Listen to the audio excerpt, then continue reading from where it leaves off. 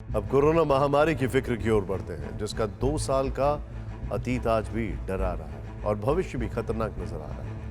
पूरी दुनिया कोरोना के एक नए वेरिएंट को लेकर और भी डर गई है। दक्षिण अफ्रीका में कोविड वायरस का सबसे खतरनाक वेरिएंट मिला है। भारत समेत दुनिया के अधिकतर देशों में नए वेरिएंट को लेकर अलर्ट है। वायरस से बचने के लिए दक्षिण अफ्रीका देशों की यात्रा पर प्रतिबंध लगने लगे। 10 बार म्यूटेशन के बाद बेहद खतरनाक हो चुका ये नया वायरस है। WHO ने नए वेरिएंट को लेकर दुनिया को आगाह किया है। एक और बड़ी खबर ये, बेल्जियम तक पहुंचा नए कोरोना वेरिएंट का कहर। बेल्जियम के मंत्री ने नए वेरिएंट के पहले मरीज की पुष्टि कर दी है। बेल्जियम यूरोप में कोरोना के नए वेरिएंट के मरीज का यह पहला केस है और चिंता बढ़नी शुरू। बेल्जियम ने कोरोना के नए वेरिएंट को लेकर अलर्ट जारी कर दिया है। बड़ी खबर एक और है कि कोरोना के नए वेरिएंट B.1.1.529 को लेकर WHO की बैठक। WHO ने जिनीवा हेडक्वार्टर में चल रही क्लोज डोर मीटिंग इमरजेंसी बैठक बुलाई है। WHO ने कोरोना के नए वेरिएंट को चिंताजनक की श्रेणी में रखा है।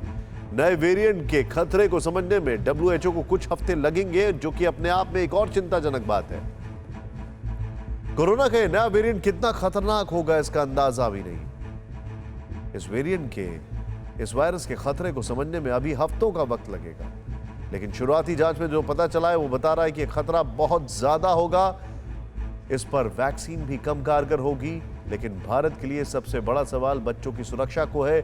देश की जो वयस्क आबादी है उसको तो 120 करोड़ कोरोना टीके की डोज दी जा चुकी है। 18 साल से कम उम्र के एक भी बच्चे को अभी तक टीका नहीं दिया जा सका है, जबकि महामारी का एक नया वायरस दरवाजे पर खड़ा है।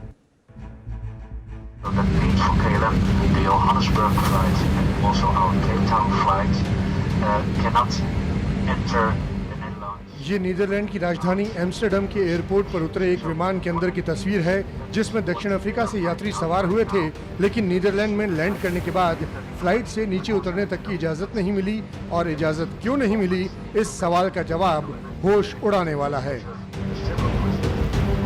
क्योंकि दक्षिण अफ्रीका में कोरोना के एक ऐसे वायरस का विस्फोट हुआ है जिसने पूरी दुनिया के होश उड़ा दिए हैं। यह खतरा इतना बड़ा है कि दुनिया भर के वैज्ञानिक सहमे हुए हैं। WHO का माथा ठनका हुआ है और सारे ही देश डरे हुए हैं, क्योंकि दक्षिण अफ्रीका में कोरोना का जो वायरस म्यूटेट हुआ है उसे शुरुआती जांच में ही विनाशकारी पाया गया है, लेकिन ये विनाश कितना बड़ा होगा ये समझने में भी अभी हफ्तों का वक्त लग जाएगा।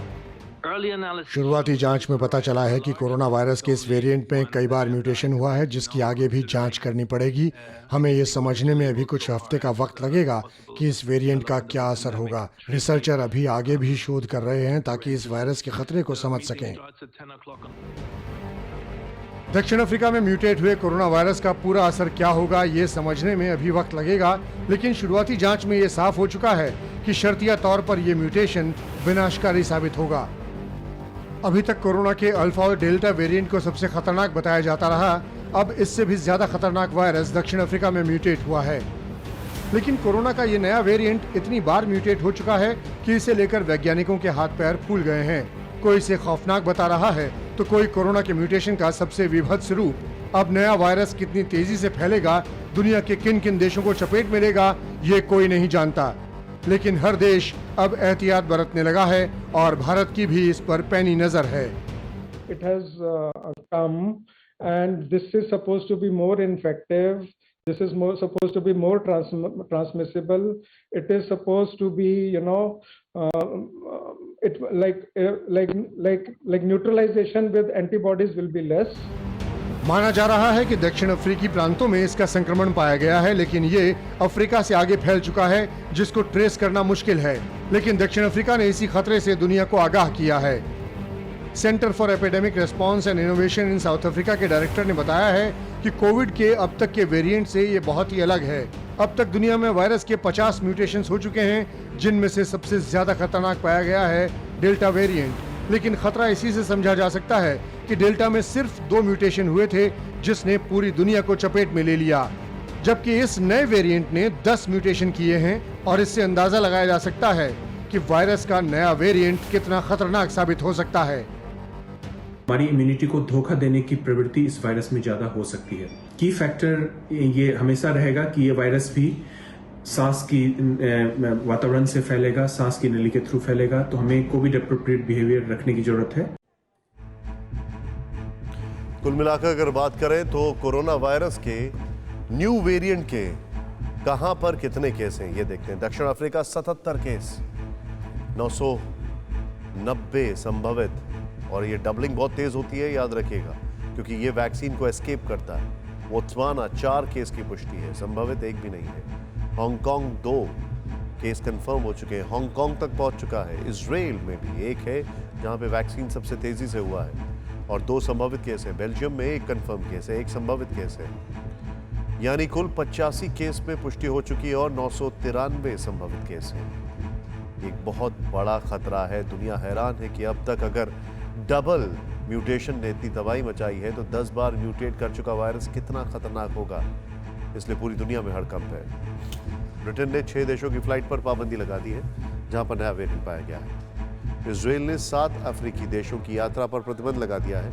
इनमें south Africa, Lesotho, Botswana, Zimbabwe, Mozambique और नामीबिया शामिल हैं। जर्मनी के स्वास्थ्य मंत्री जेम्स स्पेन ने कहा है कि वह अधिकतर दक्षिण अफ्रीकी देशों की यात्रा पर प्रतिबंध लगाएगा।